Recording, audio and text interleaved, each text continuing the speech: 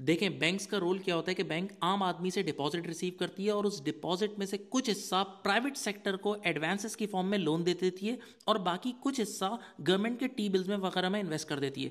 तो recently Pakistani government ने एक लॉ पास किया था कि जो भी आप डिपॉजिट रिसीव कर रहे हैं उसका आधा 50% लाजमी आपने एडवांसेस की फॉर्म में प्राइवेट सेक्टर को लोन देना है।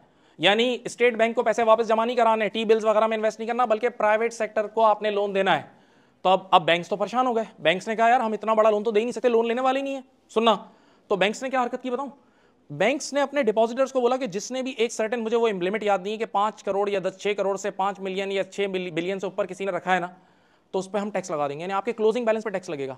डिपॉजिट्स जमा कराने वालों के क्लोजिंग बैलेंस पे क्या लगेगा? बोलो। तो अब आम आदमी क्या सोचता है, मेरे और आप जैसा आम आदमी क्या सोचता है कि अब तो लोग उल्टा बैंक से डिपॉजिटर्स जो है ना वो सारा पैसा निकाल लेंगे। आम आदमी ये सोचता है कि डिपॉजिटर पैसा, बिल्कुल ये सही है, डिपॉजिटर पैसा निकालेगा, लेकिन उसका अगला स्टेप हर बंदा नहीं सोच रहा।